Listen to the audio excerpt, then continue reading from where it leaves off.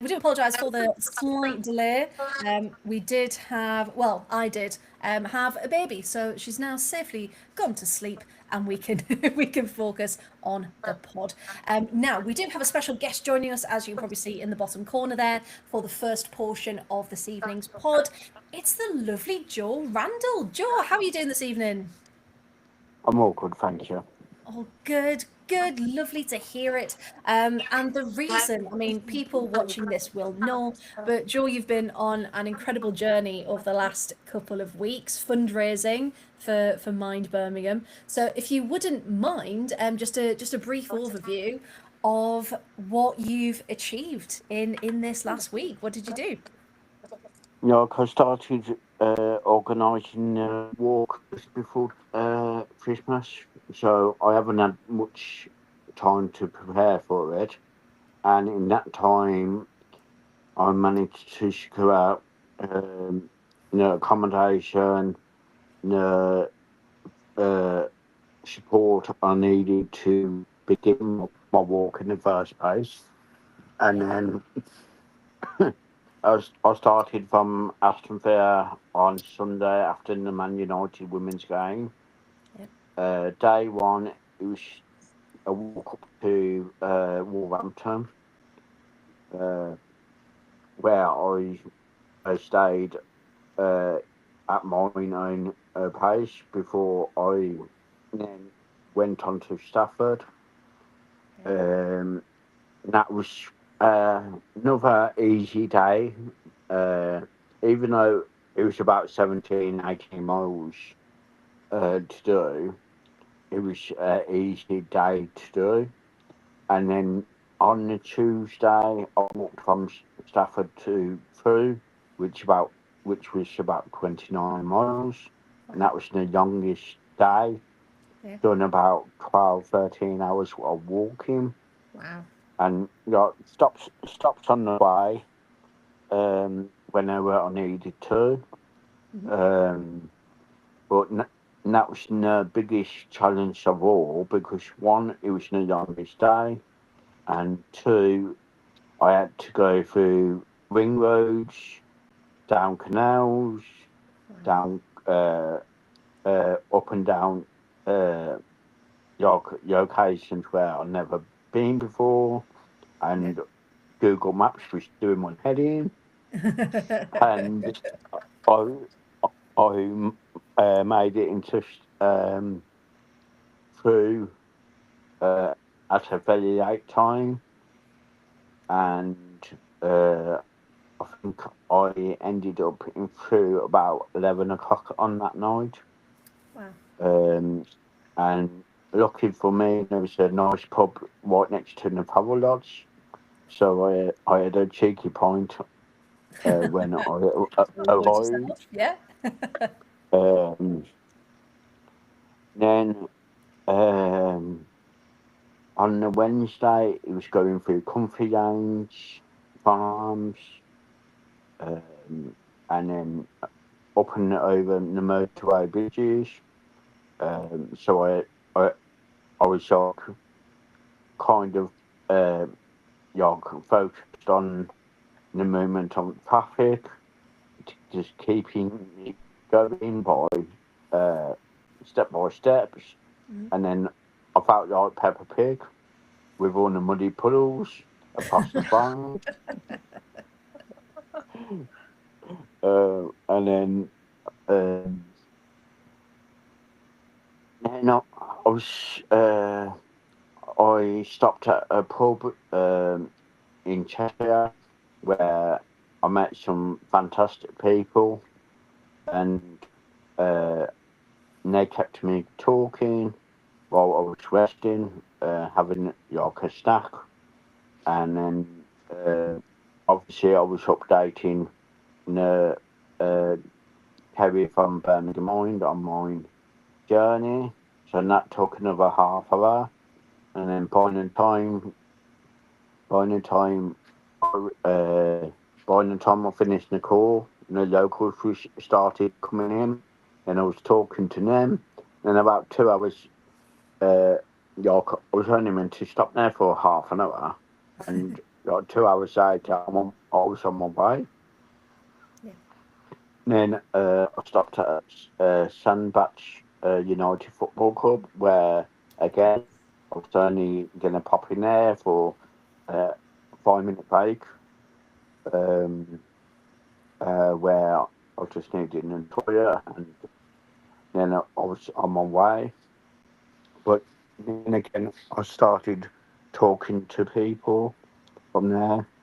I had my football with me, which I took it all away. Yes. Um, Famous football. Yes. and Seen it in your pictures, Joe. Yeah. um, there was some kind of training session going on at Sandbach, United, where I just wanted to take a penalty against someone. So I managed to do that. And then Brilliant. I was on my way. On uh, Then on the Thursday, um, I, I was uh, I travelled from Crewe to Warrington. No, Crewe to Norwich. I'm getting confused now. You went But to so many places, like Joe. I I'm don't some blame fun. you. Yeah, yeah. I met like I was stopping and starting, and then obviously my ankles was getting a bit swollen, and then I I even stopped at one pub just to put ice cubes in my socks, and then all of a sudden, uh, like two random people donated £40 because I told them what I was doing, Wow. um, and then got to uh, Warrington where I met up with people on the night, and one of them met my mate Kevin. So uh, she kind of knew what I was doing. And then when I got into the page where I finished in Wellington, Hmm. I spent time with them. So I was meeting people on the way. Um, and then I got to Liverpool on the Friday night. And I was going to have a rest day on the Saturday. Hmm. But then Liverpool and Newcastle was playing at Anfield. So I took my charge tin Yeah. round Anfield, took some photos round Anfield, then watching the game in one of the pubs. Yeah. And then I took the charity tin round the pubs uh, after the game and before the game. And I handed the charity tin in on Monday afternoon, and me and Tom from Birmingham Mind counted it up, and there was £219 in there. Wow. So that's got to be added Yeah. onto the final total. Um, at the moment, I'm up to about £2,687 on my Just Giving page. I was going to say, I did But then check, you and got to as add of on 6 o'clock tonight, yeah, you're absolutely right. £3,687 donated online. I mean, it's phenomenal, Joe. and then obviously you got to add the gift aid to that, which And is the gifted, yeah.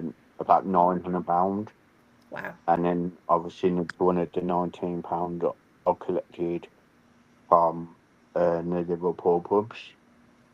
Yeah. My target on the Just Giving page is £5,000, so I'm uh, just about £1,200 away from that. Um, but then obviously the gift aid will be added on to the final total Yes. uh, from there. So um, once I will be doing collections around pubs in Aston during the next coming games. Maybe not in the Brighton game because of the time and kick off, but I will be going around the Newcastle after the Newcastle game on the FA Cup day. No, I mean your journey's been absolutely incredible. And like you said, almost well more than 4,500 at this point with the gifted, and I mean going over 90 miles for this incredible charity. And Lindsay, would you mind telling us a bit about Mind Birmingham, what you know and why it's such a worthy cause? So, as Joe will probably tell you himself, Yeah. Birmingham Minds are a mental health charity which provides a lot of resources, materials, advocacy. They do so much. They have the biggest provision of mental health kind of stuff. That's probably the wrong word to use for Birmingham, and they're just amazing with the work that they do. And every penny that Joe raises will allow them to continue the work they do in the community, the listening service that they do, the resources they have on their webpage. Anybody who has ever struggled with their mental health and has been signposted to them and has looked at their pages will probably find it quite reassuring to read how empathetic it's written and how less scary it makes it for people. But also our friends that have used Mind to have advocates and stuff like that as well. So they're a fantastic charity to raise for, and we're just so proud to have Joe on the pod tonight, representing Birmingham Mind and himself. And that journey, anybody who's walked any kind of distance will know you get sore feet, but with what Joe's achieved, is absolutely phenomenal. So hats off to him, and I hope he's got a new pair of shoes because those feet are going to be sore. Yeah, how are you feeling, Joe, after when you finally got to the stadium? What was that feeling like at Goodison? Well, on the morning on the final day, uh, I started at the Hull Dickinson Stadium, Yeah. the new Everton Stadium, and then I walked up to Anfield, where I took some more photos. I even um, asked Liverpool Football Club if I could take a couple of photos inside Anfield before I got to Goodison, which uh, Liverpool FC was fantastic with me, and then took me into the stadium. I took pictures by in the dugout in away section dugout. Yeah. Took some famous, some pictures. On a Saturday night, when I was collecting, um, I was taking pictures of Dot, Dot and the famous Dotter's Wall, and pictures of the stadium, and I even made a video of uh, me singing "You Will Never Walk Alone." But sometimes in life you do walk alone, Yeah. and I proved that by doing this challenge by myself. Like, I only had a matter of weeks to organise it. So like, I had a couple messages. Oh, can I uh, join, join you here and there? And I said, if I'm passing that area, anyone would be welcome to join.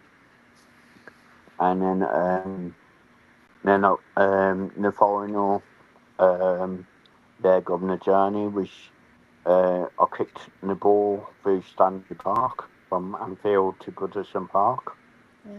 and then I got to Goodison Park about 11:30. So it was just in time for a cheeky pint before I entered the stadium, uh, where I was met by David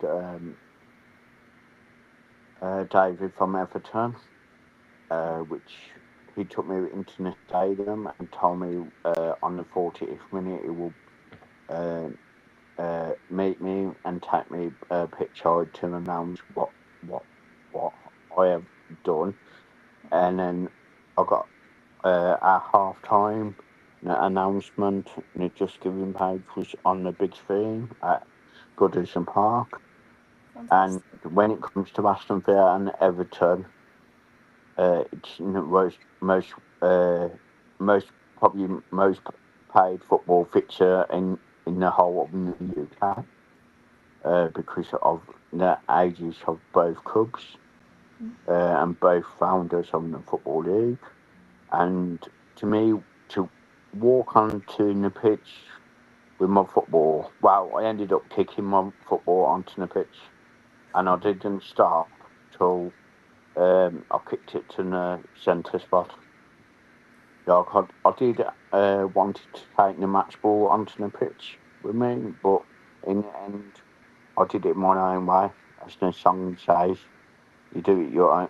I did it my way, and then I came off the pitch, done a lap of honour, and the tears was it was very emotional when I came back into the stand,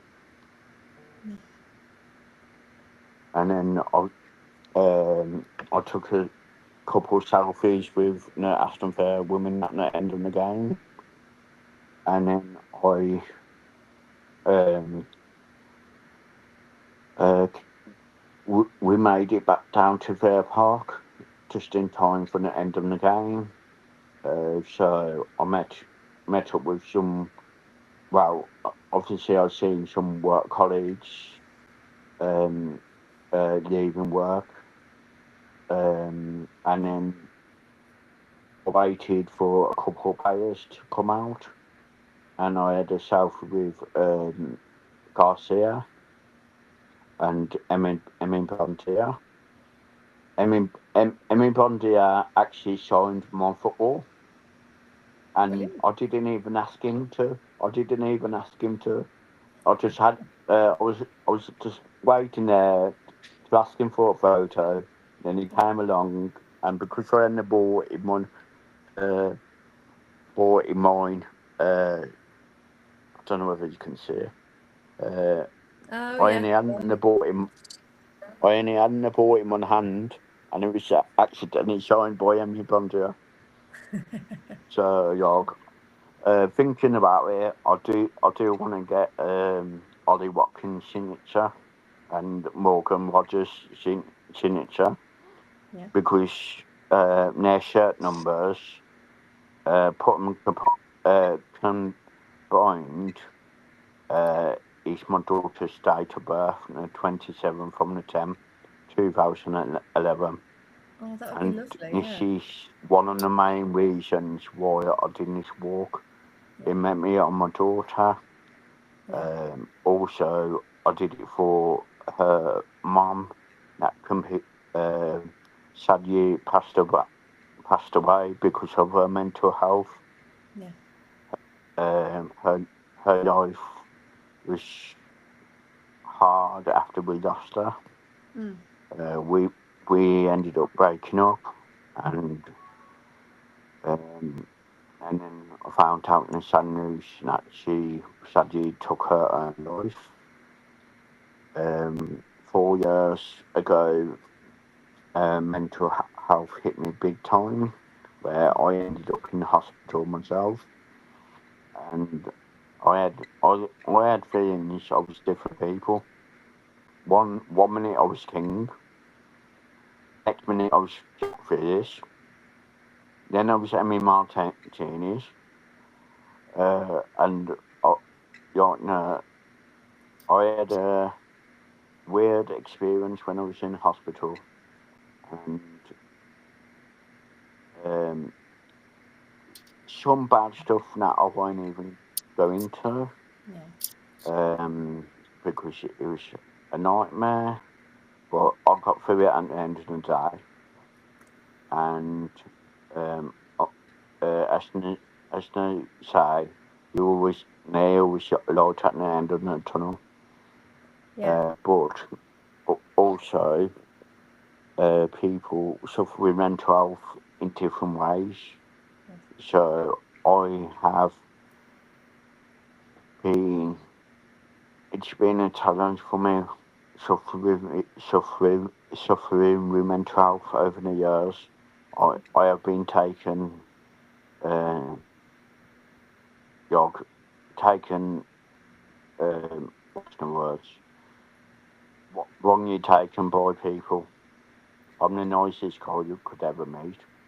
Joe, And I can confirm that you are a really nice person. I've been very fortunate that I've got to speak with you on several of the days while you were doing your walk, and you have had quite the journey, but you were speaking about all the places you stopped.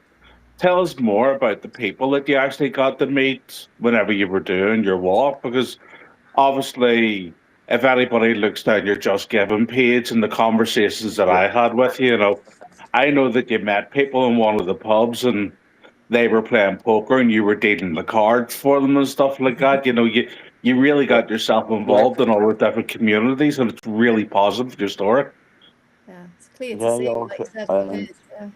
The first place I stopped at was a pub, just to have a quick rest up on my feet, and I met a woman called Abby from the Foresters Arms in Whitley by Sandbach.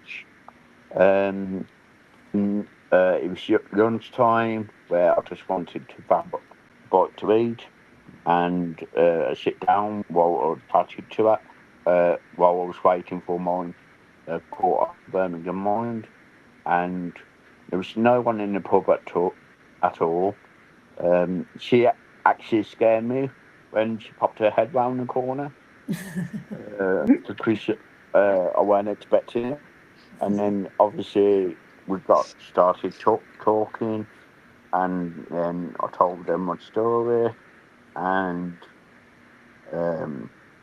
then obviously locals was coming in, and then I was getting to know people, and I made some very good friends, and then I went on to Sandbach where people donated for me scoring that penalty.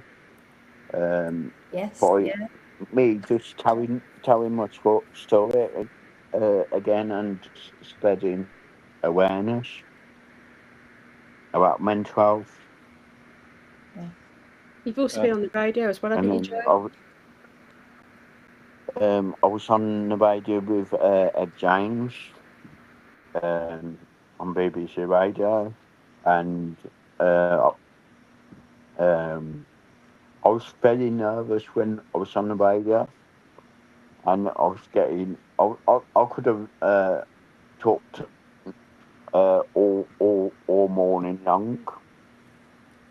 And then obviously I met people, um, like when I was playing poker, when after I finished the night's walking, I stopped at a couple of places where I met some nice people, and instead of going back to the hotel to rest, I went on to have a game of pool with them and just spending time with random people that I enjoyed their company with, and I kept on telling my story, and the next place I went to.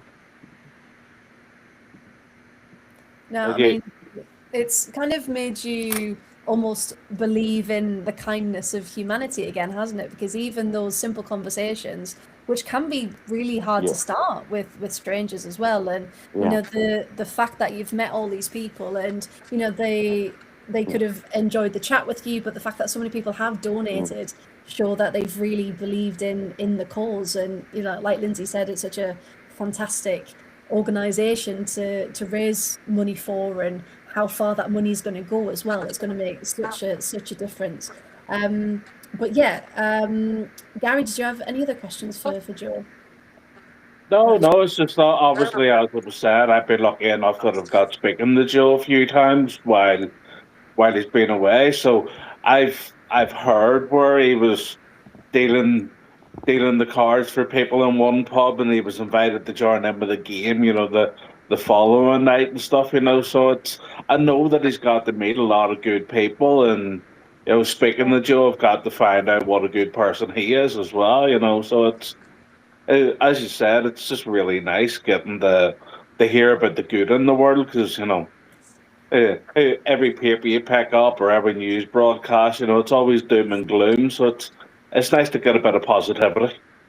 Yeah, and it's so lovely to see, and that people, you know, Joe, for you saying, you know, you walked alone, because sometimes ultimately you do find yourself alone, and for people knowing that there will always be someone there, if you know about it, and hopefully these funds can help that outreach and make sure everyone who is going through hardship knows that, you know, they do have a support system available to them. But yeah, I mean, Joe, you've done fantastically well, and your Just Giving page, of course, if people watching want to donate or want to check out more about your story, it's on the fan club page, isn't it? So people can go and check that out. If you do have any spare pennies at all, I'm sure Joe and Birmingham Mind would be incredibly grateful for that. But yeah, Joe, we just really wanted to get you on and have a chat, because I mean, I certainly couldn't walk from Villa Park to Goodison Park. So the fact that you did it and did it so well, and met these incredible people along the way, we just really wanted to celebrate you tonight. But yeah, has anyone got any final questions for Joe before we let him go? No, I think we're good. Right, Joe, we will let you go, but thank you so much again for coming on to join us. Thank you, Joe. Thank Yes, you. and hopefully see you again soon, Joe. Can I also mention, like I am at Aston Villa Steward. Yes, I of course, yeah. have been doing stewarding for almost 17 years at Villa Park, Okay. and like a lot of people will recognise me. And if you ever need any support while you're at the football game, at the women's games, not all women games I do work at, but most of them I do. If you ever need any assistance, just come and grab one of us stewards, and we will be happy to help you. Also, before I end the chat, I would like to thank guy or persons or companies or whoever donated £1,300 in a single donation. Yeah. I would like to thank them, and also Craig from the Family Tea Pub that I go to on a Monday night. He also donated £200 towards a very good cause. Oh, wow. Wow. Very, very generous people out there in the world supporting you, Joe. But yeah, of course, thank you so much once again. And yeah, of course, if we can ever do anything more to promote it, Joe, then just give Lindsay or Gary a shout. and we'll make sure it gets done. But yes, if you do see Joe at a game at some point, do go and say hello. And yeah, thank you so much again, Joe. But yeah, we'll let you have a lovely rest of your evening. Thank you. We'll Thank see you you. soon. Thank you, mate. That was lovely. I'm so glad we got a chance to chat to Joe. I mean, walking. He's fantastic. Such a nice man. Yes.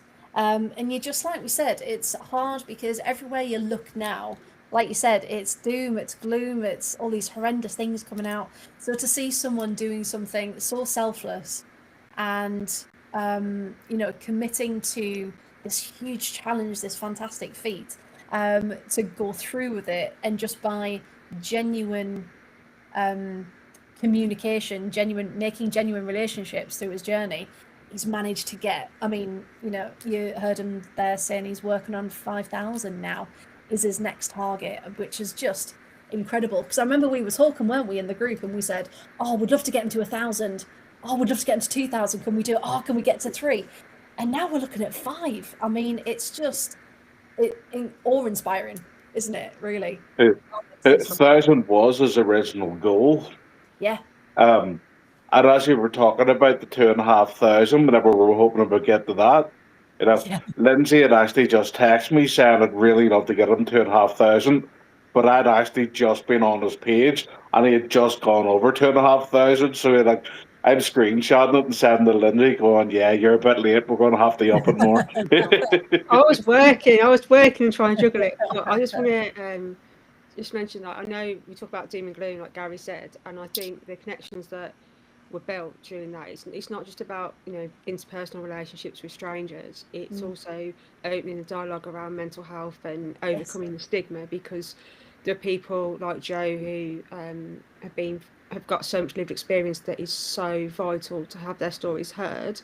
But also, you know, mental health affects anybody from the person that you stand next to in the aisle at Tesco's queuing up to go pay for your shopping because they don't open all the tills and you're sort of in a massive queue, versus the person that's throwing your shopping at you in Aldi, scanning it. You know, everybody's got a story to tell, and I think it's really good to hear these stories and give them the light of day, because a lot of people feel really isolated about mental health and think, oh, you know, it's something I must keep to myself, especially with men.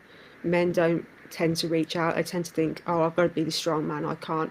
It's a sign of weakness, and actually reaching out is a good sign of weakness. So without getting told off or making it dark, there is plenty of resources out there.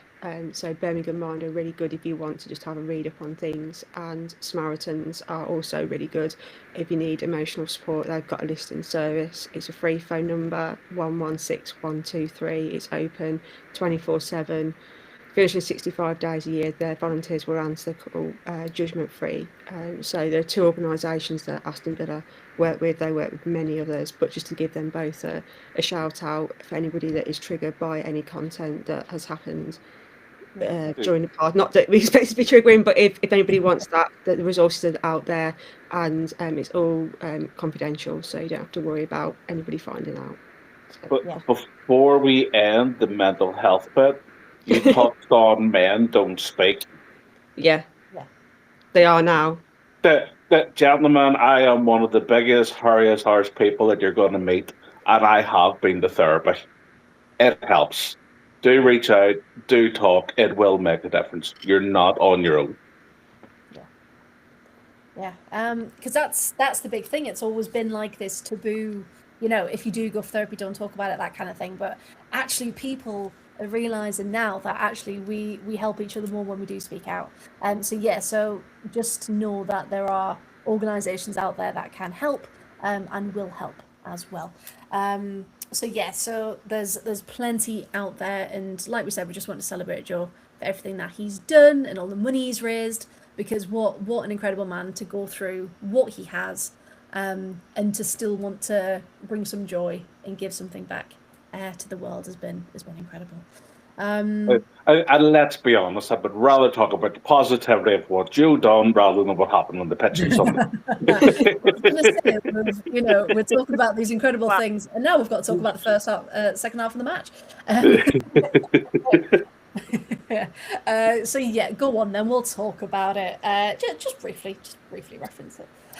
So at the weekend, of course, Joe celebrated the end of his walk to Goodison Park. And Villa turned up for about 20 minutes as well, and then it all went wrong. So we got there. Of course, we've got some injuries as well, haven't we? Which isn't helpful. However, we started a pretty similar lineup to what we had. However, Ebony Salmon was back in the starting 11, and a couple of us didn't really expect that, did we? Emma, for you, did you expect to see Ebony in the starting 11? No, I think purely because she's not had a great few games either. So, Arsenal was not great, but then whoever we played last week, I can't remember who we played at home. Man United, that's the one. She played, although it wasn't a great game, she played better. So I wasn't expecting to sort of see her starting, obviously, but didn't we have no strikers? So I feel like that's probably the main reason that she did start. But also, hopefully, a confidence boost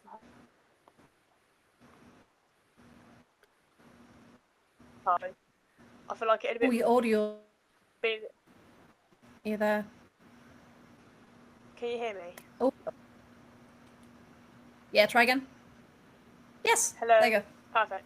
So, I feel like it'd have been a bigger kick in the teeth if she hadn't have started, and we'd got no strikers. So hopefully a confidence boost for her to know that she'll still start even when we've got no one. So, yeah. I think that was a compliment. Through the crackle, I think No, that was a it was. compliment. It was. Yes, but you're right. It I mean, was. but no, we're getting to the point where and we are going to talk about the transfer window or lack of after this. But if you look at the bench, we are a pretty skeleton squad, aren't we? Because obviously Chaz was coming back from injury. It was great to see her in the second half. Obviously, Maritz annoyingly dropped to the bench. Even though didn't deserve it because she's been doing so well. We've got Niswanger, of course. Parker was on the bench. Lucy Stan was on the bench. You know what? But Parker also didn't deserve to go to the bench. She was one of our better players against United. Yep, that's took the words out of my mouth, Gary. Took the words out. So I'm glad you agree. But we had 1, 2, 3. We also had three youngsters on the bench as well. So we had Millie Round again, Leah and Clark as well. Oh, Emma's gone. Okay, she'll be back in a minute. I have no idea why Millie Round didn't get on the pitch against Everton. No, She looks so sharp in the 10 minutes she got against United. It's like, that's a talent. Give her a bloody chance. And that's the thing, because I mean, at that point, maybe they were trying to play for a draw and trying to keep it. But against a team like Everton, who we know are very good, even if they are struggling like us in front of goal, you can't ever assume that that's going to happen. And that's unfortunately exactly what did happen. And they took their chance. But those last 10-15 minutes were calling out for Millie Round, even more than that, to be fair. And you just think, you've got the talent and the fire on the bench. Put them on the pitch. Come on. So yeah, it was hard. It was really hard because obviously we started off strong, started off well, and of course 13th minute, Gary, we were incredibly happy, weren't we? We were. And like, obviously it's been a bit of a running joke that Ebony Salmon has 100% strike rate against the keeper. Yeah. But for they actually stick one past the keeper is that the first time from September, October? A long time. Yeah, it's been a couple of months anyway, but it's had to do her confidence a lot of good. We have obviously spoke the last couple of weeks, mentally what that is probably doing to her, because obviously as striker wants to be scoring goals. It's not that she was hitting the keeper intentionally, but some of the decisions that were being made, she maybe could have made better ones. And clearly against Everton, she made a better decision. Well, I was thinking, I don't know, Lindsay, if you agree with this one, maybe it was almost better because she picked the ball up from an Everton mistake, wasn't it? So maybe it was the element of surprise because she didn't have time to overthink. And it was just pure skill that got her there. Yeah, Lindsay, what do you make of it? So I think it was Ruby Mace, wasn't it, that made an uncharacteristic mistake. And like you said, she didn't have time to overthink it, and it was just run and place it in the way she placed it past the keeper. I mean, Brosnan's not easy to beat, and that angle wasn't particularly. Hey, there she is. It wasn't an easy angle to get past her either. So I think, she did well. It was the Georgia Mullet one that was almost the rebound a bit later that went over the bar, and that's the one that but I love the one that got away. But, Ebony, I was just so pleased for her and her confidence that is going to give her so much of a boost. And also when Chaz came on, her celebration with Chaz for Chaz coming back and playing and getting on the pitch, it just shows you how happy she was playing. So we've got to keep that Ebony and not get the other Ebony. That's the one we recognise, isn't it? Yeah. That's the one we want to keep. And you just think, this could be it. This could be a turning point. So that was 13th minute. She's back. She's got shooting boots on, showing everyone what she can do. 30 minutes. Then Mamiki had a fantastic opportunity. Great save from Sabs, who was back in goal, of course, because Roebuck didn't travel. And again, we hope she's okay. I think she's back this week. I think we said She's back this week, yeah. Training. back. Yeah. But yeah, I mean, Sabs did fantastically well. She knocked that out of the way from Mamiki. However, a minute She had a great later, she did. The score could have been a lot worse at one point. But yeah, a minute later, from a set piece, Fernandez. What is it about us in the back There was post? no one marking her. I mean, we've talked about set pieces before, There was haven't we? no one there. There was no one there, and the fact that, but the issue was there were people around. Like Vilms was there. I think Patsy was there. Like there were people around her, but it was just like a force field. Yeah.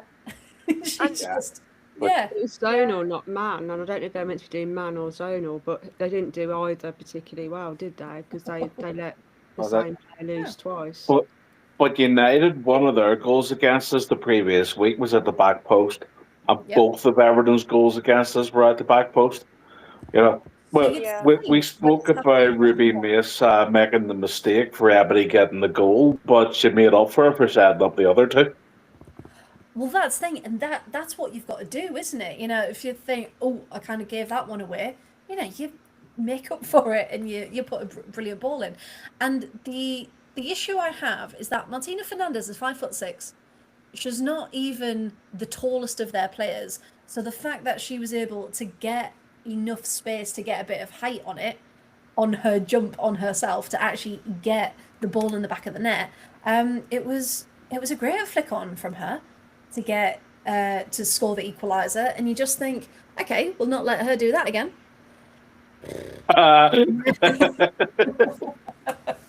And what did we do? We let her do it again. And you just think, it was that moment. I think we've had so much joy of we've seen out games, or we've come from behind, or, you know, we've done all these things that aren't typically Villa, that not that we've got out of that mindset of, oh, Villa, but it's been quite nice, hasn't it? And quite consistent to a point. So then when that went in, and you just think, oh, what? What's It was happening? a long time coming, though. It's a long Because time they've coming. been trying for a while. Well, like, so The whole second half, I feel like... hang on, we haven't got the second where half was yet. that in the second half? Yeah, I know, but, like, I don't know. I don't remember anyway. know. I don't know. I'm No, going to give up. it's. I'm going to shut up. I'll tee you up when we get to that bit, okay? So 1-1, and then 34 minutes. So this is what you were referencing, Gary, earlier. So we were doing quite well breaking on the counter, weren't we? Because we've got Hansen, we've got Mullet, we've got quick people. Kirsty Hansen does a brilliant run, drives forward, is really unselfish and squares it off to Georgia, who again tries to smash it. I mean, the power with her foot was incredible. Brosnan does well to parry it, gets it again on her foot, a very rare rebound, again, like you were saying, Gary, for Brosnan, but just gets the angle a little bit wrong, doesn't she? And she skies it, and you just think, and I remember watching it going, that was the chance. Because the actual chances on goal were so few and far between, I thought, that's going to be it. I think it's unfortunate that it landed on her left foot, and it's clearly not her dominant foot, you know. So she didn't have the same control, and George is 20, so you know she's still quite a young striker, and it's just maybe one of the parts of her game that she's going to have to work on, trying to build up her second foot. Because you can tell, I mean, you wouldn't expect to have it back, would you, to have that rebound? So it's just clearly trying to control it, going, oh God, it's back on my foot, and try to do something with it. But I think, but to be fair to it, Brosnan was really close in front of her. So it was one of them where normally would say, oh, she had a bit more time than she thought, but she may have had a fraction of a second longer, maybe. But I think if she didn't do something, I think Brosnan would have been on her anyway, wouldn't she? We all know what a fantastic keeper Brosnan is, to be fair, you know. So it was always going to be difficult to get one past her.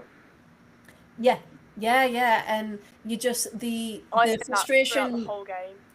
Yeah, I mean the frustration Georgia had when she turned round and she just her head went in her shirt and she knew, didn't she? She was like, that was it. That was the moment. But I mean, you can't. I mean, we don't hold anything against her for that because Brosnan was right there. I mean, she did what she could with it. Then we had just before halftime as well, Everton coming closer to the winner. 42 minutes. Ornella Vignola, her curling strike off the Oh, crossbar she's in so the corner. dangerous. Can we get her at Villa? I really like her. But yeah, I thought that was in. I thought that was in. To be fair, the the thwack of that corner was insane. But yeah, going into so Emma, now we're going in the second half. Okay, so Yay! we've started it at 1-1. We've actually started pretty decently for the first 10-15 minutes ish. Miri had a chance. Watching it Oh, back. that was a beautiful one. Yeah, and again, did you feel like, oh, we're just missing it today? Something a bit missing. Yeah, that thing? it Yeah. felt a bit like, you know, when we went through that phase of we were doing everything but getting it in the goal. Like, it was shooting and everything, but there was just something wasn't working to get it in the goal. Yeah. It was literally just one of those. It was one of those days again, and it was so frustrating. Yeah. Yeah, it was. And then Lindsay, the game kind of fell off a bit, didn't it? And it fell into a bit of a lull and got a bit stagnant, and nothing really happened. And I'm just looking for subs at that time. So we had Nice-Swanger. Maltby was back in the starting, wasn't she, as well? I don't know. She was playing so well, and I don't know why they took her off, particularly because she was playing. She was one of the better players on the pitch, and I'm not. I know she's got to get her fitness up and her levels and her concentration, and she's got to establish herself in the first team and get used to obviously being subbed, and that is part of playing in the seniors. But she was one of the better players that was creating stuff, and I was like, is that the right thing to bring Jenna on? But Natalia obviously knows best, but I didn't feel like Jenna made much of an impact compared to what Maltby was making at the start of the game. Whether I'll get hated for that, I don't know. But Maltby wasn't afraid to go in and give it a go. She was taking players on like Hannah Blundell. You know, Hannah Blundell's a very experienced defender, and she put her on the bottom. So no, she did incredibly well. Because the issue I had a little bit was we only made 2 subs. And I just think, I know that, again, depends on what you want to do, but when the game's that stagnant... We're part of the buzz. Yeah. We're playing for a draw. Literally, I watched it back today, and I sat there going, there's nothing really happening. We're just playing here for a draw. And then we suddenly, what happens later at the end of the game, which we'll come on to, happens. And it's like, we're really surprised. It's like, but if you're... Carla Ward had this conversation with... in one of the interviews a while back, and she said, you know, the problem with Villa is that you can't get comfortable with a draw or just a 1-goal cushion. You need to get a couple of goals before you can be comfortable, because in the WSL, one mistake and you've lost it all. And, you know, we've gone from 1 point, which potentially would have affected our table position, to no point, and we're a bit like a Eurovision Song Contest. It's just not great. But yeah, it was a bit sad, and I was frustrated because I was great to see Chaz. Love seeing Chaz, but I was like, I think we needed Millie Round on for some minutes, even if it's just the last 10 minutes, just to give fresh legs, excitement, and do anything, because she was so like a little terrier in the last game that she played. She was amazing. So I think if we could have brought that in for tired legs, that would have. I don't say it would have helped, but I think it would have given us a bit more. It would have given a bit more. I don't think it would have hurt. It's the thing, you know, a young player, fresh leg against tired legs. It certainly wouldn't have done any harm. No, not even slightly. The subs that were made done the harm, to be fair. No, and that's the thing, because we always talk about impact subs, don't we? And I think we've talked about Millie Round doing that last time, and you want people to make a difference. But Nice-Swanger and Grant, as much as, you know, we didn't lose quality with them coming on, of course, because they're very good, it just didn't add anything, and it still didn't do anything because they were so. Jenna came on 75th minute, Charles came on 77. So even then, they were a bit late on in the game, weren't they? I'm gonna say though, when they're late. What was it? Sorry. Natalia normally does like 60 minutes. Go again. Natalia normally does like 60 minutes of stuff, doesn't she? So like that, like maybe she just forgot the time. I don't know, but they were really late for her. Yeah, I mean, maybe she was thinking playing out. She should have what? She's having a siesta. In Goodison Yeah, Park. she was on continental time. She was an hour behind us. But yeah, you just look and you think, with everything that was going on, if Stan was fit enough, I would have probably brought Lucy Stan on to do a little bit of magic. I mean, Lucy scores goals as well, doesn't she? Lucy Parker, I mean, too many Lucys. And you just think, could something else have been done? Could we have rejigged it a little bit just to bring a bit more of a spark? Because it did get boring, which we never want to see. We want to always see a good game of football. So yeah, I don't know if, again, pressure to maybe keep the draw at that point, if that was maybe a thing. But yeah, just yeah, not the best. And I know we were talking in the chat as well about the actual atmosphere of Goodison, because at least at Villa, you open a stand, but everyone's quite concentrated together, and people want to sing, they want to be together. Emma, you were talking about the atmosphere because everyone's a bit more spread out, which is kind of a bit, yeah. So do you think the atmosphere didn't help the situation? Yeah, so you probably saw it on the actual stream as well, but like it was 3 or 4 stands that were open, and there was a handful of fans in each stand, like to the point where we actually, because when we decided to go, there was no Villa tickets available, so they'd taken them off sale, so we had to book tickets in the Everton fans, like in the Everton section near the Villa fans, and we got there and they went, "Oh, we can see your Villa fans, so you can literally just go and sit with them. You can actually just sit anywhere." They were like, "We're not expecting that many people," and it was like, "Oh." But they made it sound like they said that the attendance has grown. I think it was something like 123% moving from Walton Hall to Goodison.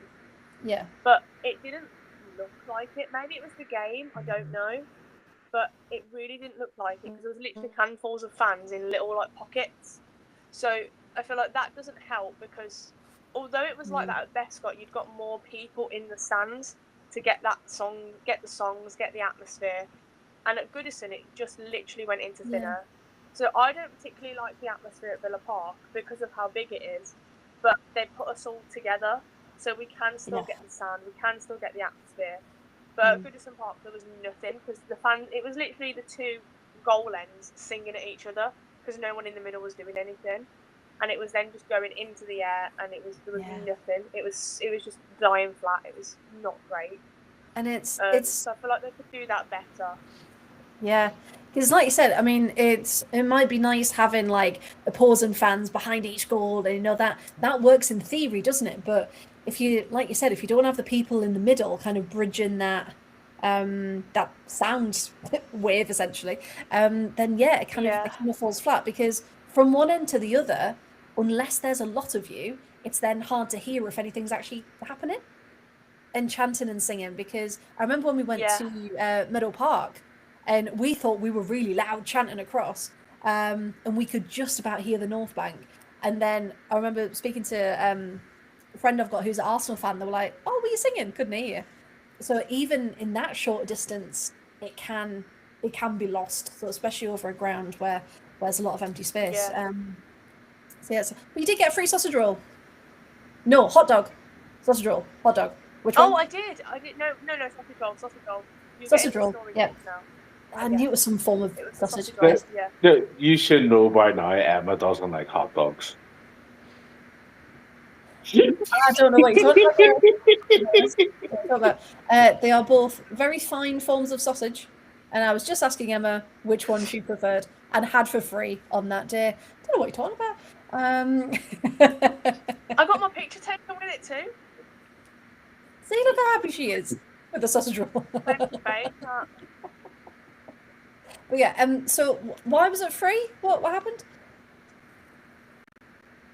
So we literally walked in and this woman was like, "Oh, we're doing promotion for on the socials for the food at Goodison Park. So if you'd like a sausage roll and you'll let me take a picture of you with it, you can have it for free." And I looked at my mum and I went, "Yeah, sure, whatever." So there I am, like this, in my sausage roll. And did you make it onto their socials? Pardon? Did you make it onto socials? Have you seen it yet? I don't know, I've not seen it yet. I told Chloe Oh. about it and she was like, "I'm going to have a look." And I was like, "Okay, please send it me when you see it." Yeah, so everyone keep your eyes peeled for Emma and her sausage roll on the Everton socials.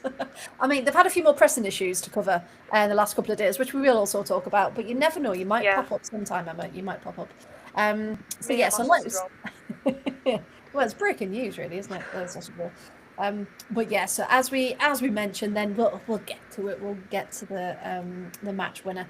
Game fell into a lull. Nothing really happening. 89th minute. You think, right, come on, Villa, a couple more minutes. Just see it out. If you can't come up with anything else, just see it out. No, because that would be too easy. Fernandez yet again at the back post. No one on her again. And Everton get their first win at Goodison Park. You are welcome. But yeah, it just had that feeling of course. So yeah, Gary, for you, just kicking the teeth, wasn't it? I'm not even sure they got as high as my teeth. It really hurt. No, it did. Because we've seen what the bottom of the table is like at the minute. So to go from being ahead, getting the 3 points, like you said, Lindsay, to getting a point, right, let's try and just take it, and then to come away with nothing, is just, yeah, it's just not, as I said in the subheading for this episode, it's just not good listen enough, is it? This moment. So yeah, Lindsay, do you think anything happened during the week, or do you just think it just wasn't our day? I think they just didn't have their Weetabix in the morning before the game. I think that's what it is. And they left it in Birmingham and they forgot to have it when they went up to Liverpool. Yeah, I think they need to get a better sponsor of their breakfast and get the Weetabix back in so that we get all the players firing on all cylinders, except for Ebony, who can have whatever she had before that game again at the next one, because we like that and we want to keep that Ebony. So she can have a letter from my mum excusing her from breakfast, but all the others have to eat their Weetabix. I just don't think anybody likes the early kickoffs. You know, we're all just about starting to wake up as the match kicks off. Yeah, well, that's the thing, because Emma, oh no, you stayed the night before, didn't you? But I mean, the fan club bus left early. No, not this week. That's this weekend. So we had to set off because we literally decided to go on Friday. Okay. So we set off at,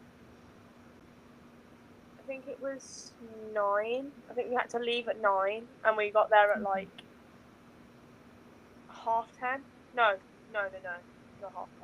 It was like 11. Okay.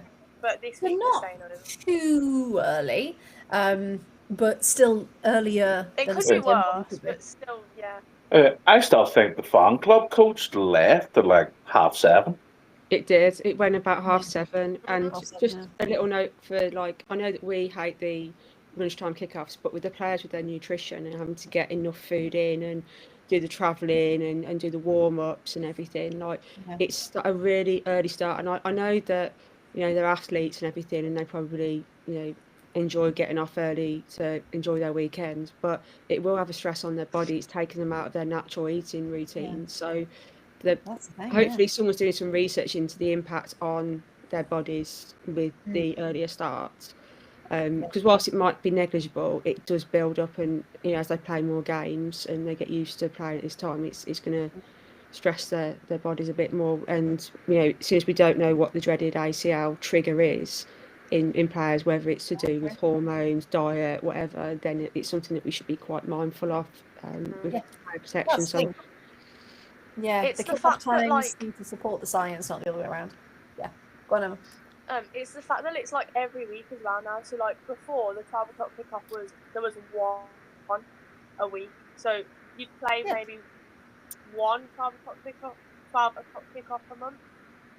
But now it's every single week. So Every can you week. imagine me like obviously one a month is going to be impactful, but every week has got to be even worse. And the travelling on top as well, which can't help.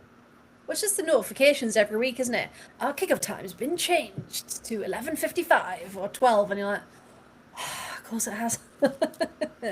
Of course it has. Did we not get the notification during the week that the match against Man City's been changed to the 11:55 kickoff as well now? Yeah. Sorry, the dog nearly fell off the bed. What is the point of those? Does anyone know? Is it the Sky? The Sky. So it doesn't clash with the men's later kickoff. 3 o'clock kickoff for the men. Yeah. So it's just so. I mean, but I don't know. Last weekend, every match kicked off at 12 except for the Chelsea match. That was on BBC though, wasn't it? Or was it on Sky as well? Yeah, but Chelsea need to be watched, don't they? So Well, well, that's why. I'm not sure Chelsea wanted to be watched. Wow. We loved watching it. It's just nice for a change, isn't it? Just nice for a change.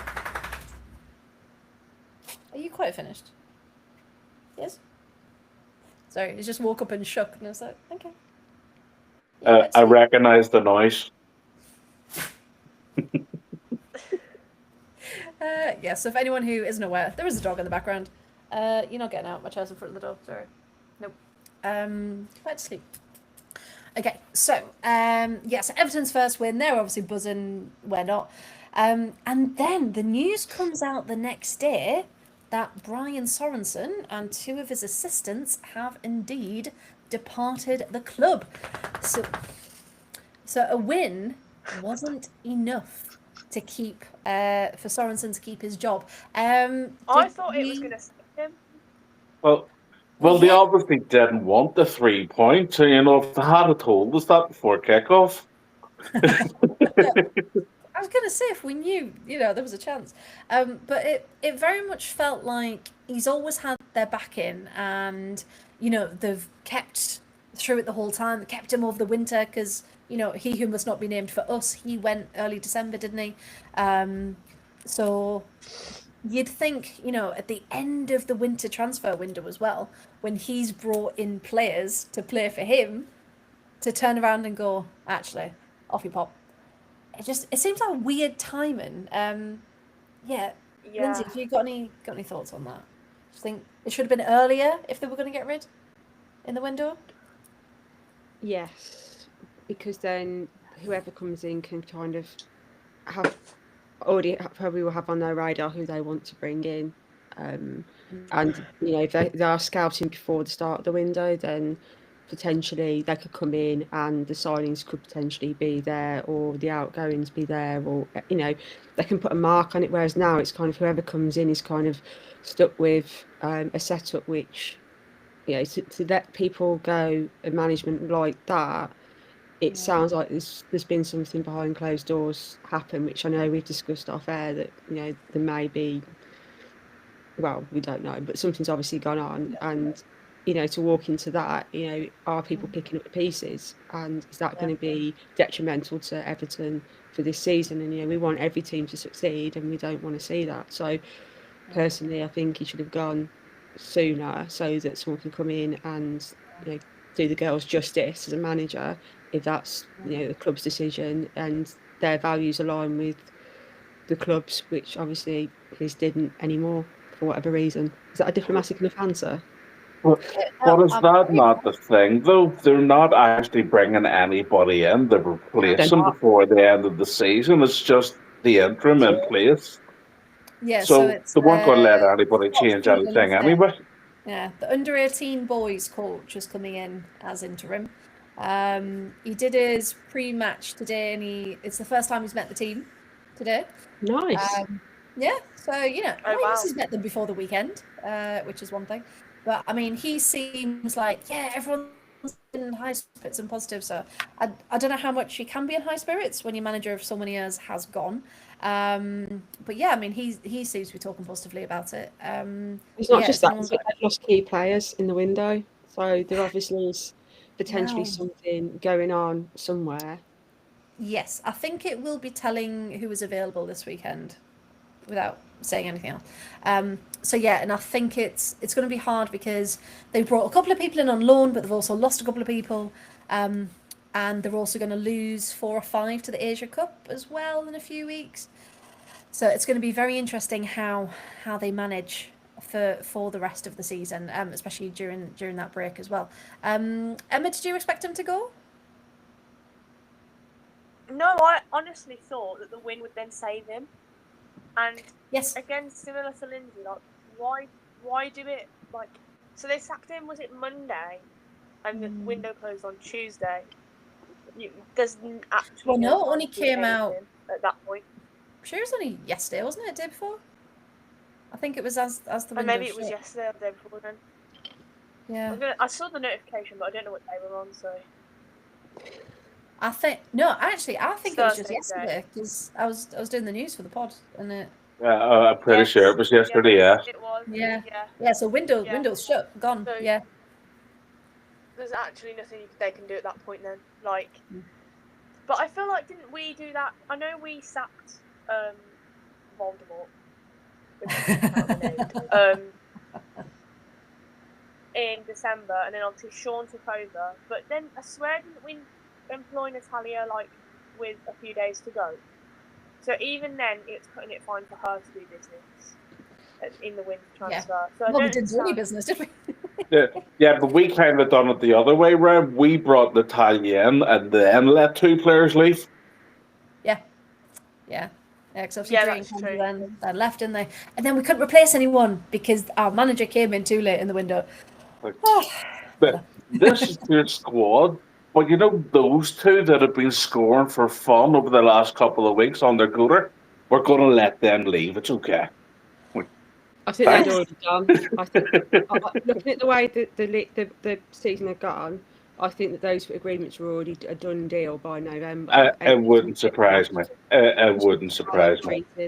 And that's the thing, and it's not the club let them go. Like, it should never been put in that position welfare wise in the first place, because we missed them now. We talk about impact subs. We were so treated and spoilt having them coming off the subs bench and just banging goals in for fun, and now we don't have that, and we do miss it. Yeah, because Leon was pretty damn good at that. Yeah. A mystery.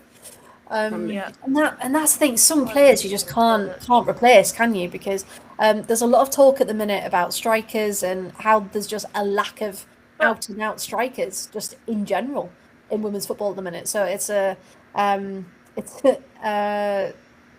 I can't even think of the word. That's how across my mind is.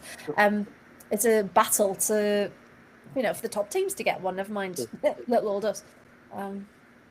Yeah, But Emma, we can see, with the chances that we create, I feel like I would have loved to have seen us try and get Martinez off West Ham.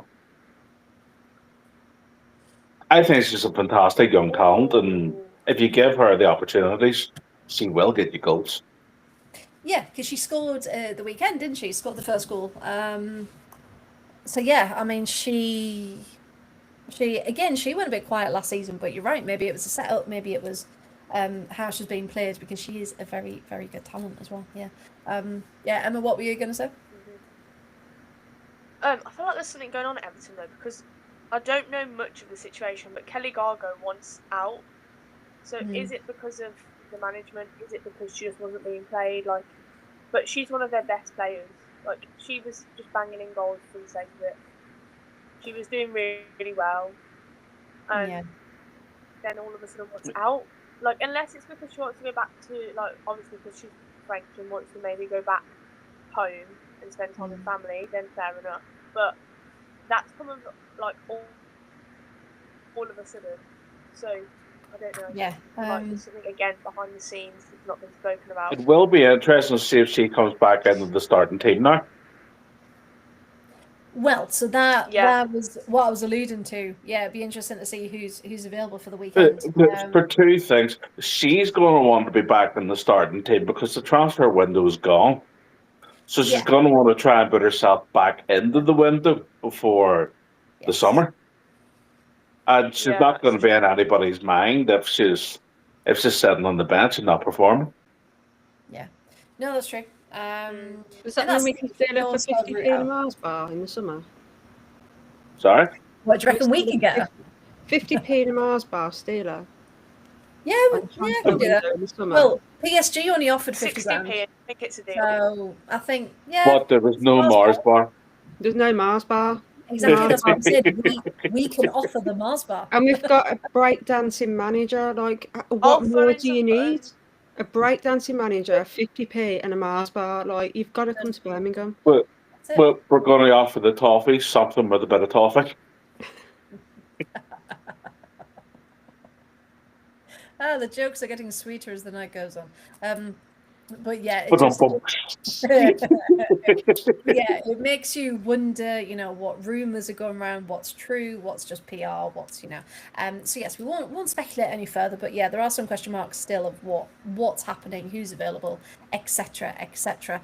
I have just noticed there's a lot of talk at the minute about youngsters going on loan, and actually how the WSL 2 used to be, the best place for youngsters to go on loan, but actually it's really hard now to get minutes because so many more players of a higher caliber are now coming into the WSL 2, to the fact that I think half of Arsenal's youngsters are now at Glasgow City. And are going abroad. They're going to Sweden, Norway, to very good teams. But before it used to be, go down the road to Ipswich, from London, go here, go there. But now, because it's just popped up, Maddie Earle from Arsenal, she's another one off to Glasgow City. So we're even seeing loans up to the SWPL now. So Soloway went to Glasgow City and Sophia Kelly went to Rangers. Yeah, so that's it. Yeah, you're absolutely right. Yeah, so we've lost Soloway, lost Kelly. I'm not sure how many minutes Kelly's going to get because that Rangers team's going to be hard to break into. But Soloway did get minutes in their semi-final match there at the weekend for Glasgow City. So it's a competitive league and they're two very competitive teams. So I do think it'll be a good experience for our girls and the other ones that are going up to Glasgow City and stuff. I think it's a smart decision. And that's the thing, it's looking for not just a loan for the sake of it, but it's, are they going to play? What level are they going to play? And it's making sure that you're loaning them out with the intent to level them up, as it were, as if they're in Mario, to bring them back to get into that first team, because we've seen it so many times where our youngsters, we say bye-bye, and then they don't come back. Liv, looking at you a little bit, because she went to Rangers, didn't she? And she had a fantastic time. Yeah, she went to Rangers, done fantastic, and now she's back at Leicester, and I think we should just go and get her again. I think we should. I really, really do. But speaking of transfers, very good segue. Well done, team. We only brought in Oriane Jean-Francois, and we've already said, we're quite impressed with the way she just got stuck in. Very Villa of her. And we've got Jenna Nyswanger in on loan. Again, she's seemed good from the minutes that we have seen from her, from Arsenal. And Chaz has got a new contract, but that's it.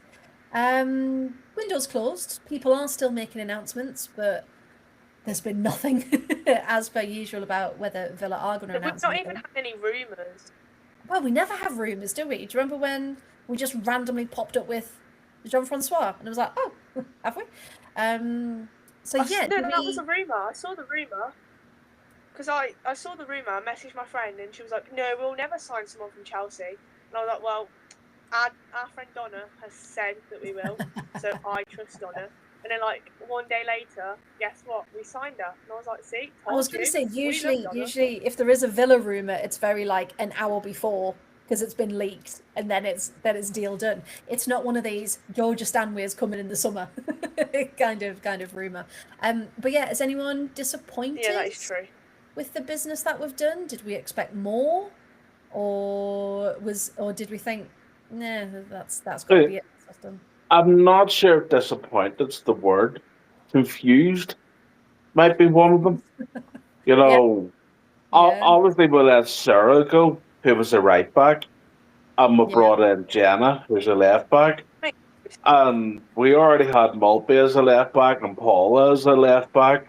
Yeah. DeLons can play at left back. So, you know, to me, it was starting to look like we're very heavy in the left. And, you know, Ebony played right wing back at the weekend because we're struggling for a right back right now. So, you know, it was just confusing behaviour. And yes, we should have brought in a striker as well, but you know, if Gabby's back training, and obviously we brought Millie back from her being on loan, and I do think that she needs more minutes.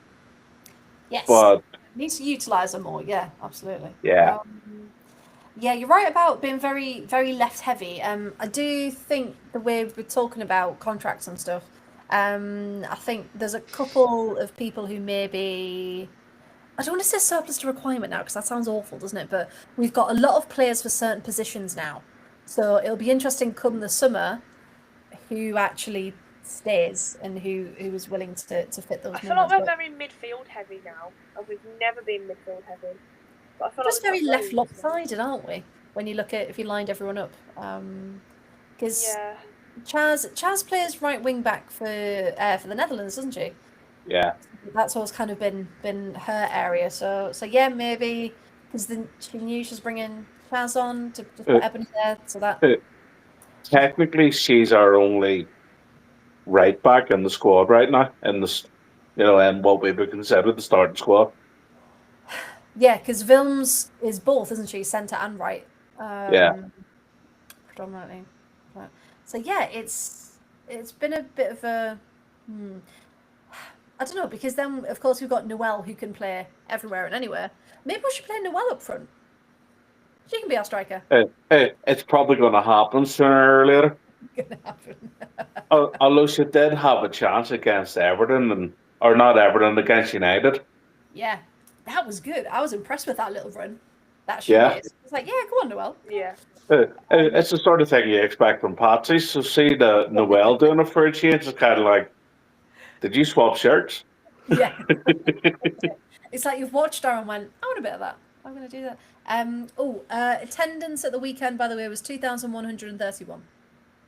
So still much higher than Walton Hall Park would have fit in. So yeah, there were 2,000 there, even if it didn't feel like it. So yeah, there we They go. didn't announce it either. But then again, I feel like they don't announce the attendances at many places anymore. Because I feel like Villa's are very hit and miss. Like sometimes depends who you've got on comms, haven't you? Yeah. Sometimes you hear it in the background of of the commentary, along with a big sneeze. Oh, I had a commentary thing. I had a commentary thing I needed to tell you. Let me find it. It can't be worse than the Crystal Palace one that made us vom immediately. So, it was when Nice Swanger came on and Maltby came off. So, this, and I quote, is what they said. Substitution for West Ham. Sorry, what? Was that in the stadium or on the TV? In the stadium. Because I looked at my dad looked at me and went, when did West Ham get here and when did we leave? That's bad. I know we're both claret and blue, but come on. You'll have the team sheet in front of you. West Ham. Did they correct it? Or did they just leave it? No, it was literally substitution for West Ham, and then I don't even think they then announced the players. So it was just like substitution for West Ham. Just died of embarrassment. That was Everton. it. Yeah, but have you heard when I did the announcements for some of the some of the Japanese players, and they get the announcer hasn't done their research on the pronunciation correct, and they get stuck, and then they kind of just go. And you're like, can you put some respect on the players' names and learn them, or ask them to do it? It isn't difficult, is it? Like, you just sit there giggling, going, "You're having fun with that, aren't you?" Like, come on. It was Miedemar that got me, like months ago, when it was Viv Medema. Who? What? Yeah, or it's Mayadema, or it's Miedema, and it's just like, I've no idea. There's so many pronunciation guides out there, and It's more not clubs like are starting to do sound bites. Yeah, it's just, you can tell which announcers have literally just picked up that sheet of paper and have no idea what's on it. And they've gone, yeah, I'll be fine. You can tell which announcers have just been picked up off the street to come in and. Yeah. No, you can indeed. I mean, we've had some corkers. There was one. I can't remember who it was now, but it was 4 different ways they pronounced it before finally getting it right. And I just thought, it's, again, do your research. It's not hard. I remember that one. I don't know if it was. Oh, it might have been Oweki, Rico Oweki. It was a short name like that, and I can't remember who it was, but yeah, I remember we talked about it at the time, and I was like, it's not hard. Just do your research.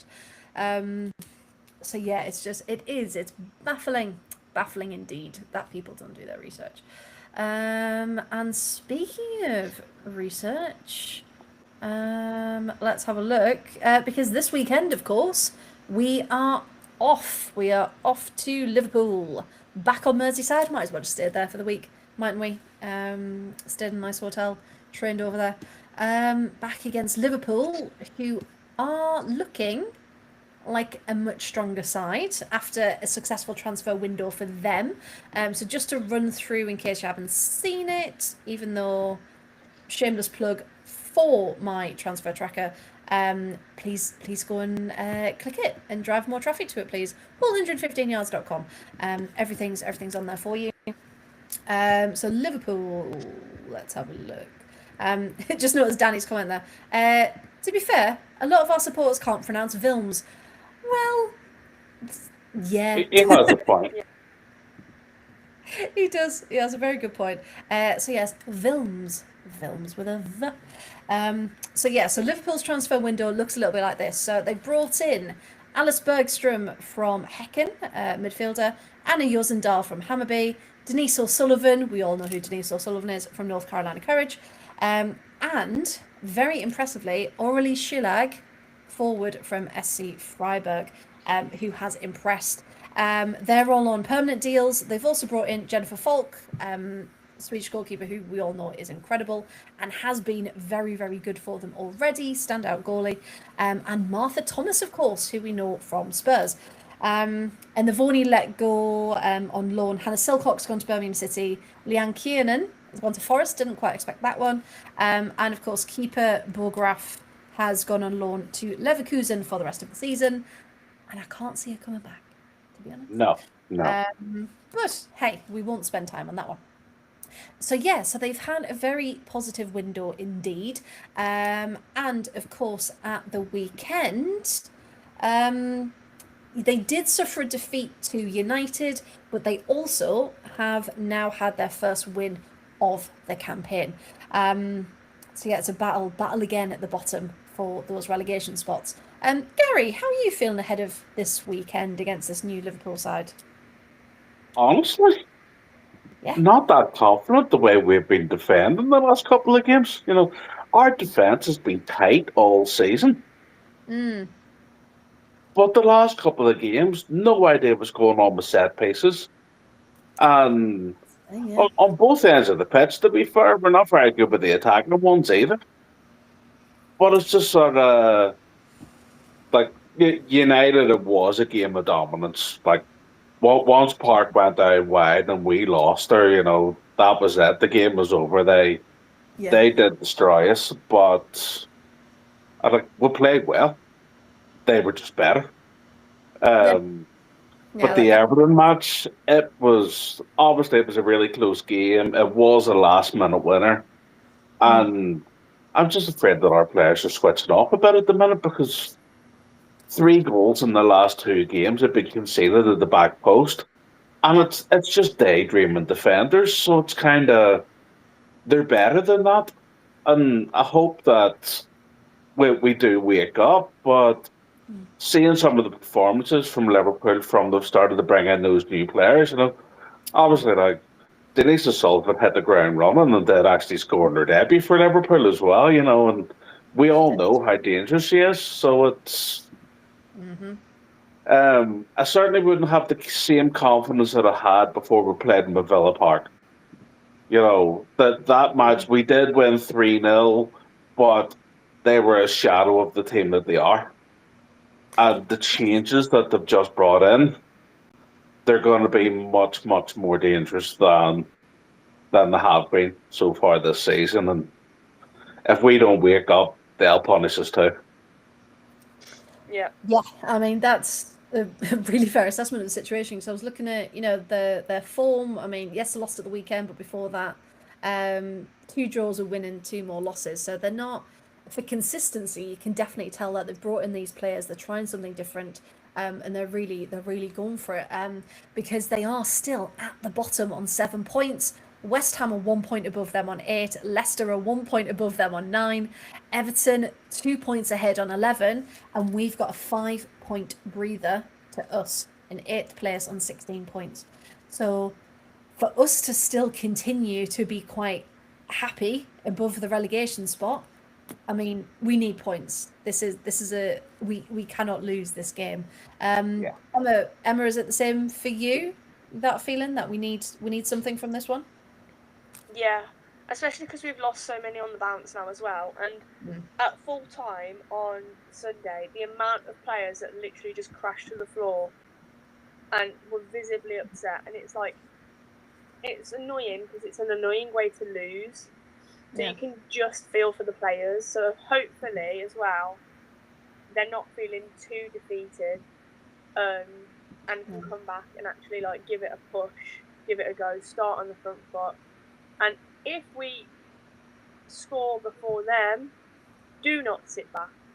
I think that is one of the main things that we need to not do, because that's the one thing that we always do, and then we always end up losing, and it's really frustrating. And again, you can feel for the players because you're just as frustrated as them after watching it. So hopefully, heads high, start on the front foot. To be fair, don't score first. I'd rather us concede first and win. I mean, I'd rather us not concede at all, to be fair. That might be quite nice. Well, that would be great. But if we have to...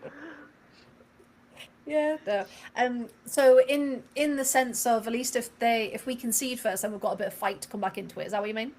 Yeah. I feel like we always then... Because wasn't it United where we conceded and then seconds later scored? Yeah. Yes. So I feel like we then start with that like grit, we start with that push, we have that power to then come back into it, and it gives us the boost. But that was only the first time United scored, but didn't respond the next 3. Yeah, but semantics, Gary. We didn't get the memo, it's okay. What was that, Lindsay? We didn't get the memo, it's okay. It came by Royal Mail, it got lost. Got lost. Yeah, Every was handling that request. Just got lost, completely lost. Lindsay, what are your thoughts ahead of this one? Because do you reckon that loss at the weekend will have spurred us on? Or do you reckon it have gotten our heads a little bit? Well, my opinion of the Liverpool team is slightly higher in threat than the Everton team, so that's not filling me with the most confidence with like how Gary said how we've been playing.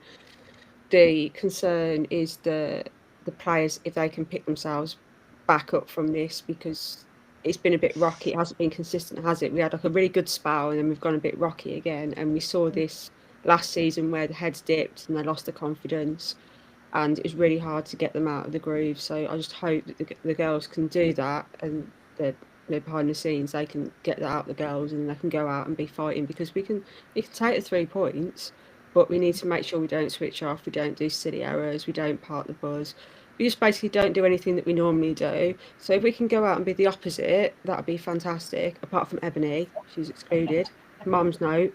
But all the others, if they could do the opposite of what they normally do and just switch on for the whole game, keep the focus, and make good substitutions, like, we can get some goals and we can we can win the game and keep a clean sheet.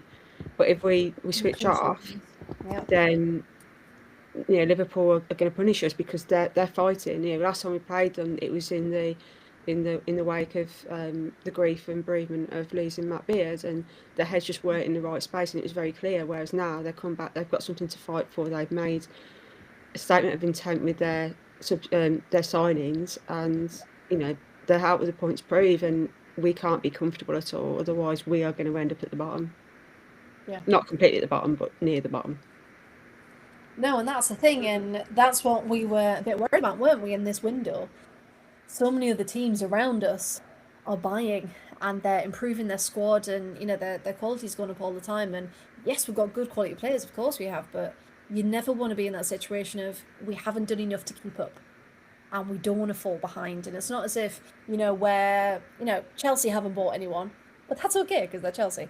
Well, on paper, but then there's us, and you think, okay, but if there's anyone, yes, of course we've brought in 2, of course, but you thought maybe something else would happen to kind of spark everyone off and bring that creative promise I haven't been drinking. That creative side would have been. I do think Natalia, she knows what she's building, and she doesn't want to go in for a knee-jerk reaction. Well, she said that before, we have seen in the past.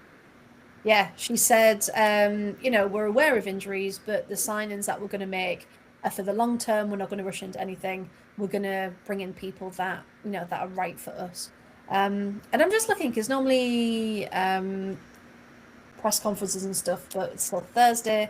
I think Natalia might need tomorrow possibly, because we haven't heard anything about the weekend. All we do know is that it's at St Helens Stadium, which I'm sure is called the Brewdog Stadium now. They changed it again. Sponsors changed. So yeah, so that's it. That's all we know so far. So Roebuck looks like she's back in training. Gabby is on the grass, that we know. I think Lucia's still out. Lucia's still out, yeah. Which if not, Lucia's just came back to training as well, but she's not going to be available this weekend. Maybe, yeah, because that's what Kate said, didn't she? Yeah. Where did she get her knowledge? But the other players, like Missy Bow, was still not involved, and obviously we all know about Jill. It's going to be next season before we see Jill again, but it was fantastic to see her actually back up on her feet and training again, but clearly it's an ACL that's going to take time. Well, that's the thing, isn't it? It's, you want her to obviously take her time, come back stronger than ever, but yeah, any little update we get is so incredible to see. So yeah, if anyone from Villa is watching, bring back our injury reports, please, even if it's long-term ones, just little updates, just so we know kind of where we stand, and things like that, because it's, relying on journalists to ask if they're not on the press releases, and so yeah, it'd just be nice to get it straight from Villa's mouth, essentially, for this one. And I do have to say there's a bit of drama going on in the Barcelona-Real Madrid game. Looks like it'll start to kick off, because it is the quarterfinals of the Copa de la Reina, I want to say, this evening. I will just hang on. I love that you're watching that, and I've got the Six Nations on. Well, it was they kicked off. I think they've just finished now, but a clip's just popped up. That kicked off at 8:00, so that's still just going. But yeah, FC Badalona won 1-0 against Sociedad. Tenerife won 1-0 against Madrid CFF. I think Madrid CFF's what, because Kang is rumoured to get in a Spanish club, isn't she? So I think it's either going to be Levante or Madrid. And Atletico beat Athletic Club 4-1. So at the minute, we've got Atletico, Tenerife, and Barcelona as the 3 through, and Barcelona were 1-0 up in the game. Let's have a quick check. But yeah, people kicking off because it's a El Clasico in the quarters instead of waiting for later. Yeah, 3-0 they're up. Of course they are. Selma Paraluelo has literally just scored 2 minutes ago. There you go. So that's on the 73rd minute.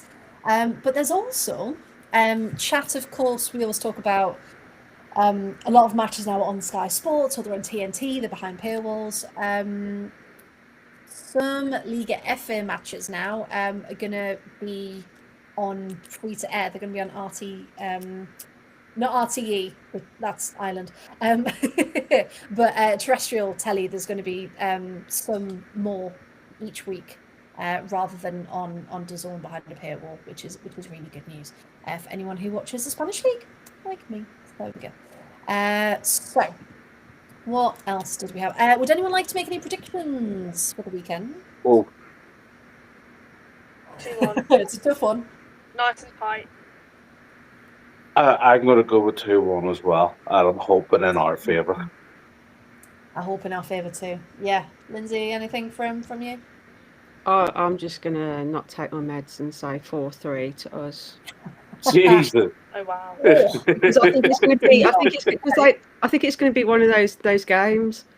And if I go 4-3, it'll be a boring 0-0 draw, and we get a point. So we'll go 4-3. Hey, we'll take a point. We'll take a point at this rate. So yes, it'll be interesting to see what Liverpool are going to look like, what we're going to look like, how we're going to set up. Yeah, I mean, do we like the setup that we're playing at the minute, or do you think that could do with a few tweaks?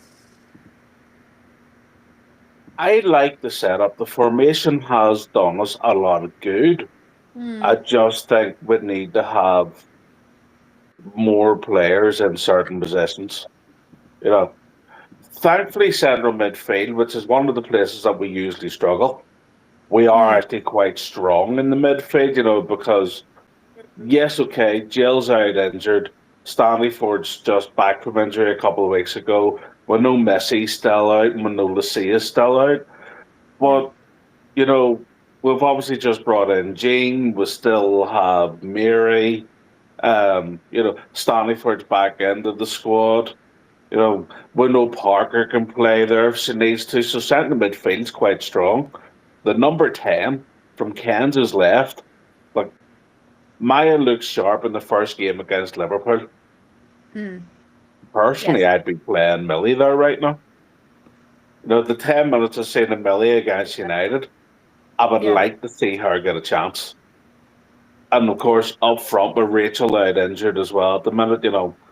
But Kirsty's doing well, and Ebony back in the score sheet, hopefully that's a good thing. So, you know, but like I've said, right back somewhere that we're possibly a little bit weak at the minute. Left back, I'm not worried about, and centre back, for a change, I'm not actually overly worried about. Quite nice, I'm isn't it? with 2 smashing goalkeepers. Yeah. So, you know, for the players that we have, it's a good system. It's just the last couple of weeks we're having no proper right back, and the striker injuries, it's really affected the balance of the team, I think. Yeah, and that's the thing, and it's how the team and ultimately the managers through those injuries and through those misshapen, lopsided structures, as we mentioned earlier. But yeah, you're right. I think it's the best setup we have at the minute, isn't it? With who we've got, and hey, hopefully they come out fighting at the weekend as well, and we do come away with some points. I know we say it each week, but we just really want to talk about a win again, don't we? Right, is there any final things anyone wanted to talk about that we might have missed? No? All good? Wonderful. I think there might still be a couple of spaces in the coach for anybody who wants to go to the Liverpool game at the weekend. Oh, perfect. Yes. So if you are interested in away travel, make sure you do check the fan club page. Post in there, message Holtiender, and we'll let you know about those coach seats as well. But as Gary says, I'm sure there's a couple free if anyone wants to go.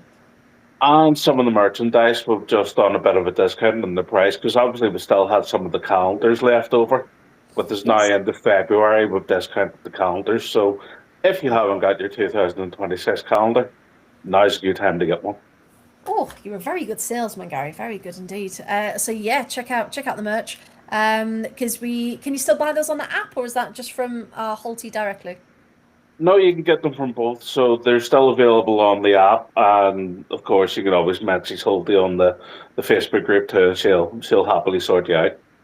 She's going to be at the Spurs game on the 15th, so she'll perfect. be able to bring. I'm pretty sure she's at the Liverpool game as well. I think she said the other day that she's at both games. Oh, amazing! Perfect. Right. Well, if you haven't had your merch fix in a while, do look out for the fan club because there's all sorts you can buy for there. Right then, so I think last things then. So part of the Pride, as most of you will know by now, we are in partnership with the Whole 115 Yards and the Aston Villa Women Fan Club. For all of your transfer news, do go to the whole115yards.com where the winter transfer tracker is there. Pretty much everything is on there apart from the last ones that have been announced today that I just haven't had a chance to add on yet, but pretty much everything else is there. So do keep checking that and share it if you wouldn't mind. But of course, the big thing on YouTube, we are looking to hit those 100 subscribers. So if you haven't done that yet, please make sure to give it a like, give it a subscribe, and share it with your friends as well, so they can give it a follow too. But yeah, the Aston Villa Women Fan Club is across all socials, particularly Facebook, and also your Instagrams and your TikToks as well. And you can find us, well, everywhere, everywhere across. So do get your notifications on for when we're next going live. And as a sneak preview for anyone who does regularly listen and is still watching now, we do have some very special episodes coming up that are going to be released, hopefully, this weekend, that we can't wait to share with you. So thank you very much, everyone, for watching and listening this evening. It's always a pleasure. And again, hopefully, we'll come back next week and we will have points, even if it's not a win. We'll have picked up something. And just a final shout for Joe's Just Giving page as well. If you weren't touched by a story and you want to help with that fundraiser, then that Just Giving page is on the Aston Villa Women Fan Club Facebook page. So so thank you very much, and we'll see you next week.